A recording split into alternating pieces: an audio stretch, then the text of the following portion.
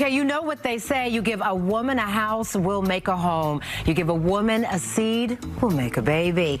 You give a woman a hard time, well, you already know what you're going to get in return. Point is, women have mastered the art and science of multiplying whatever you give us, and that is particularly true in business. Just ask Demetrius Walker. He and his wife, Diane, are multimillionaires whose decision to mix love and business was well worth the return on their investment. So how do they make love and business work? Let's find out today on Portia.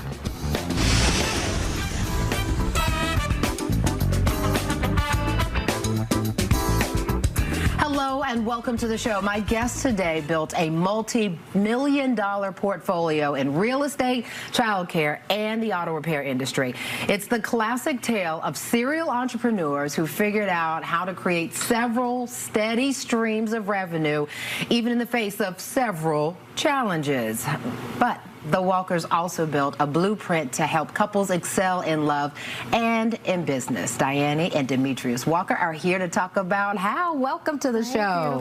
Thank you for having us. It is, I'm fascinated with your love story and the business story here. But before my favorite story, any of these stories, my favorite stories, how you met. Oh, that's a beautiful story. So his best friend, shout out to Rick, one day we met at a car stereo place, because I was that girl that would put stereo systems in my car with rims. Understood. Yeah, don't judge me. No judgment. So many years ago, and so we met there, and he said, I have a friend I want you to meet. And fast forward a few weeks later, he met us at a corner street in Philadelphia, and it was a fire hydrant. Okay. Yeah, so we met at a fire hydrant, and I met this handsome man named Meat Walker at the time. They known him as Meat. And yeah, we've been flirting. We flirted for many years. Right. We saw, obviously, you get to a proposal space and place, but that took a minute. You were still finding your way through this dating space, is how we clean that up, right? Many people and options. What, though, for you, when you get to a point where you're like, I'm just out here, the carousel is no good for me. How did you get to a point where you found yourself proposing? Great question. I think it was really timing and position. I think that's so super key to success at anything. And so it was just the right time, the right point and place in our life. And I was ready for more. I explored, did enough things, went out there far enough, and I said it's time for me to go ahead and get this thing down packed to start a family. And so for you, Diane, when you know somebody has sort of, been, and it's no judgment, right? It's just sometimes it takes longer to figure it out. But what got you to a point where you knew that you could trust and say yes? Yeah, absolutely. So we met in 2001, to give you a timeline here. In 2001 and 2007, so for those 6 years, every year, Valentine's Day, he'll give me a Valentine's Day card. And Lord knows how many others got Valentine's cards around that time. But it is what I know it is. I got mine. But you got yours. So every year, so we would stay connected, a little flirt. Hey, meet me at the gas station. Back then, it was no Instagram and none of that, right? Understood. Meet me at the gas station. Let's hang out. So we will always stay connected, a little flirting. Yeah. And in 2007, I was in a serious relationship and it ended.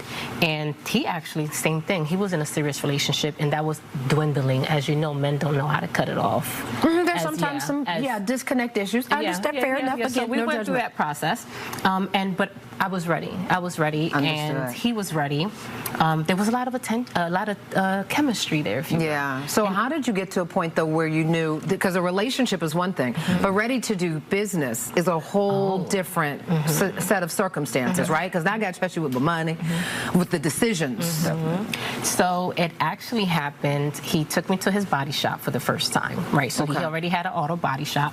I was in corporate America, I was a consultant, and he took me to his auto body shop, and as soon as I went in, he was like, hey, sit in the office real quick, I got some stuff I got to handle in the back. Well, a few minutes went by and I need to use the restroom. It was a mess, an oily mess, everything, everywhere. The desk was a mess. I'm like, who can sit here looking like this? So while he was in the back, I started cleaning. I cleaned the bathroom. It was nice and shiny. I organized his files. That's a real one. I was looking at That's a real one right there. All the checks. I was like, oh, okay, a couple checks coming in. I organized the checks per name. And so when he came out, he was like, oh, my God. How long were you gone?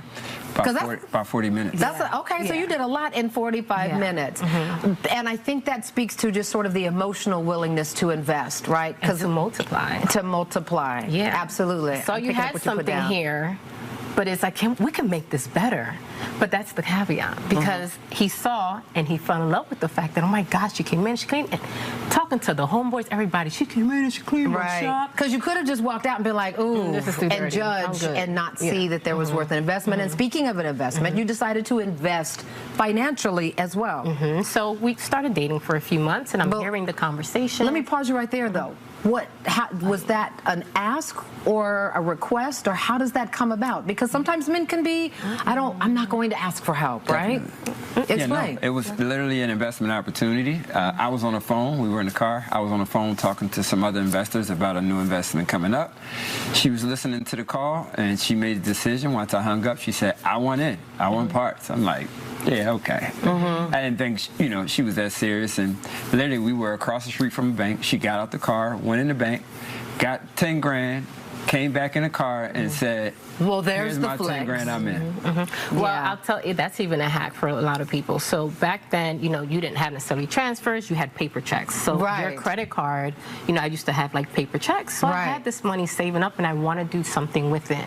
His entrepreneurial lifestyle was very appealing to me. I was corporate America, 9 to 5, very like strict, and I wanted some of that. And this wasn't the first investment I heard. I've heard of a few and I've heard the feedback and it came out great. So I'm like, I want to learn. I want to invest in, not necessarily you, but the vision. I knew there was a vision and I knew there was a mission. And I'm going to pause right there because there's so much more that you invested in, right? There's child care. I mean, there's so many things that you two decided to take on together. But there's even sort of the challenge that it came with some issues that come up. We're going to talk about that after the break. Stay with us. Which is normal, but tell me about what rubbed the two of you the wrong way and how you solved the problem. 1,000%. So when we got together, beauty and beauty obviously attracts, right? But there were just some things that we had to work through. Going through pain, which a lot of couples are going through right now, the pain of understanding how to bring two dynamics together. That was something we had. You got power and power trying to come together into one. And you're kind of quiet and you're kind of not. Is that the nice way to say it? You can be. I mean, I'm an alpha. We're alphas. We are. So we mean no harm. We're just trying to tell you we're right. Is that how that goes? We process outward, and he's not quiet. He's a networker. He's very strategic and intentional, which is what I had to learn, right? So it was a process of submitting to the overall mission that we have. So how did you address it, though? Did you say this is, or did you get upset, or did you shut down, and how did you respond? I want the teachable moment of how to resolve this when you've got couples in business like this. So for me, my thing is always, if I'm not going to argue with people out in the street, I'm not coming home to argue with you. And so respect. And if you manage your mouth as an alpha woman, you will manage and you will prosper in your manifestation.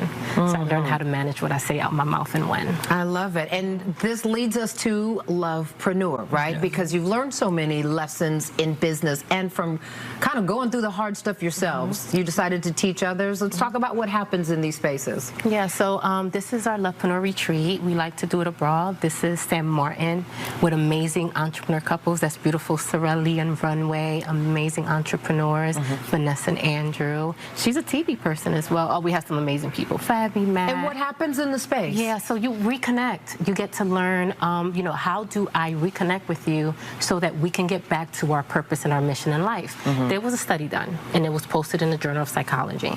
And what the study showed is that the couple that supports each other learns how to support, how to please one another, how each other's think, and our patterns. Their own personal net worth increases by 77%. Interesting. So these are entrepreneurs that say, you know what, I'm about my money, I'm about my business, and I know if my partner and I are on the same page, we're aligned, and we get to know each other on how to support each other, then our money is going to be right. So why not invest? Tell me then, how do you, because sometimes men aren't always like, oh, I want to go on a retreat. Definitely. Right? What does that look like, the conversation for men? In terms of coming into the spaces where because you have to be vulnerable, right? Yes, definitely. What do you say? Great question. The beauty in being able to experience so many different personalities in my time prior to being married is that I love how you did that. That was smooth. I see what you did there. I understand what a lot of the men are going through. Yeah. So I'm able to talk from transparency. I'm also able to talk from experience on some of the things that they're dealing with. Like, listen, I love my wife, but I can't deal with this. I'm like, all right, well, come on to the retreat. We got everything set. We already know the problems that they're dealing with before they come, and we have the answers at the retreat. We're going through them, we're breaking it down, and no one's leaving the room until everything that everyone's going through is being spoken to. That's probably another reason why men also love to come to the retreat, is because we're also masterminding on business, right? So it's some love, right? Reconnect, but we still talk about to get the bag. This profit and loss and the money is play. We have a minute left, but I want to talk just briefly because I think this is important. You two were intentional about a period of celibacy. Explain as much as you can in 1 minute. 22 months, right? Church? Why? Definitely. So for 22 months, we were celibate. We didn't start that way, but we got to a point where us spending time before God, my wife said, hey, I think we should cut this off Closing the lid. and let's go cold turkey. And me being used to sacrifice, it wasn't a big thing for me. Because there was a bigger purpose. There was a higher purpose. 1,000%. What did you learn about yourselves and each other? Well, we learned about credit and our financial habits, our financial patterns, our emotional patterns. How do we deal with problems? This one, and not have to mask it with some intimacy. Right? So instead, we were able to, into me, I see. Because there was not going to be the makeup intimacy that helps us deal sometimes with conflict. I love your The Band-Aid's not there. Band-Aid's not there. Pause. Listen, don't go anywhere. Do not go anywhere. The Walkers are going to have some fun, a lot more fun, with Couples Confessions. It's a game. We'll be playing it right after the break.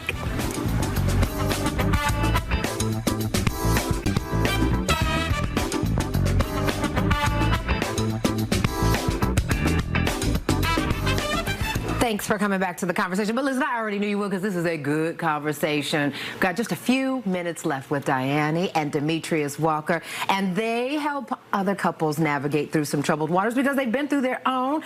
Well, it's time to have a little bit of fun. We're going to play a game called Couple Confessions. So you're all in. Yes. We've got just a few questions. I want you to finish this sentence, right? We're going to start with question number 1. The last time I went through my spouse's phone was? Today, I grabbed my photos from today. Okay, today. Dimitri? I don't go through her phone. Okay, fair enough. All right. It seemed like a good idea at the time, but now I really regret the time I took my son to the barbershop myself. It's his job. That wasn't a good idea. Oh, I know how that ended because I did the same thing 16 years ago, and you were like, that. Never again. Don't do it. It hasn't happened since. Don't do that. Do you have one? I do. Which is? Not marrying my wife earlier. You can stay. All right. I think we should make more time to talk about our finances more. Really? I feel like y'all talk about your finances a lot. We need it has to. Every level you go to, got to step on that. And Mr. Walker? You show more love, more attention, more time. Really? Yeah, because you've been married now for how long? Be 15 years in October. Right, so you have to keep the conversation and the love going. I understand. All right. The most romantic date I ever had was, you go first, Mr. Walker. A trip to the Maldives. It's a lot of rain, open windows, open doors. It was just the most romantic time that we had, definitely. That's beautiful, Mrs. Walker. I agree with a Jamaica one. We were in a canoe and we got lost. And it was a little cove. And yeah, it just went, hey, no one's watching. It was amazing. Oh, okay, no one's watching. I love it. I love it. Today on Portia, I learned that during taping, I'm allowed to cut my husband off respectfully. But only during taping. Only Portia gave permission. Only Portia permission, Mr. I learned Portia's available, and she's ready to, get that partner. What we talking about? I'm just saying. Here first. That's what I learned. I mean, unless you got a good-looking friend who believes in God and acts like it. I And think they we're have gonna a find mission. out. We're going to learn today. And I cannot go a day without my spouse's... When he smacks me in the butt, like I miss it. When that evening, he doesn't do it by like midnight. I'm like, what's happening here? And you normally smack me when you walk down. I love it. So I think the lesson there, though, is that attention, the gentle touch. It always matters. Never take that for granted. And for you... Yeah, definitely touching my wife. I have to touch her every day. Definitely. Do you know, and what for you, though? You can't go a day without, oh, that's it. Without I got to touching. keep touching, Yeah, gotta touch. and he's got to keep touching. I love that. Definitely. So when you get to a space when you are in your retreats, right? And sometimes there's always that one couple, right? Tell me about, without saying their names, how do you help that one couple that's really just, this isn't working, like the fighting that's happening at the house is still happening here? Because no one is ever going to say, you guys should just get a divorce, right? How do you get the tough couples who are really knocking heads and conflicting to get it together? We make them sit in the moment. A lot of times you're so looking forward to the next moment. It's like nothing else matters right now. We're going to deal with this right here. Let's dig into this, and we just coach them through it. We allow them to express things that they wouldn't express to themselves, to their partner by themselves. And are there therapists in these spaces as well? How do you, like, because some people don't want to go to counseling, but they understand that that's what's going to happen, right? Yeah, so we're coaches, and right, and in our ecosystem are licensed therapists and counselors, and they're faith-based, and they get deeper into it. In our retreats, they also go to them as well, and they go deeper into what the issues are. And I love that both of you have been really honest about the fact that God was at the center of this. And maybe at different phases of your lives, right? How do you make sure that you continue to keep God first in your relationship? Because sometimes God has never turned his back on us, right? But sometimes we turn and we don't realize we've done so. Very good question. So I had a season of life where God took everything from me. So this is my second time around. So he's got my attention. I don't need him to take anything from me anymore. We're going to do it his way. And I'm wise enough to read patterns. I don't have to go through it. He went through it. I'm good. My back will never be turned. I'm on you. Yeah. Well, God has a funny way of humbling you. So if success doesn't humble you, you have to let success humble you so failure doesn't have to.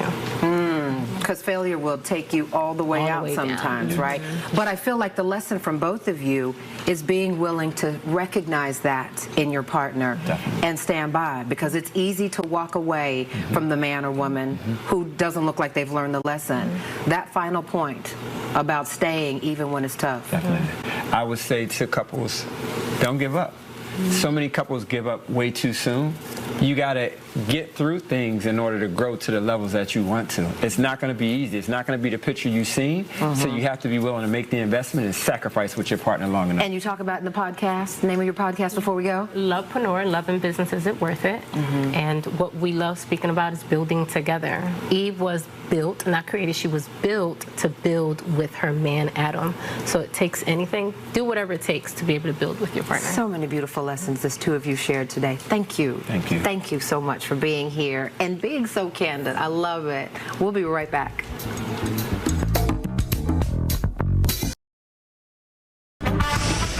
What a wonderful conversation. I've got to thank Diane and Demetrius Walker for being so transparent about their experiences in love and in business. And shout out to the Walkers for using their platform to help other couples balance those two successfully. I want you to leave a comment on the YouTube page and tell us about how you balance if you're in love and in business with the same person. I might end up reading your comments right here on the show. Thanks for watching. Be sure to be the reason why someone smiles today.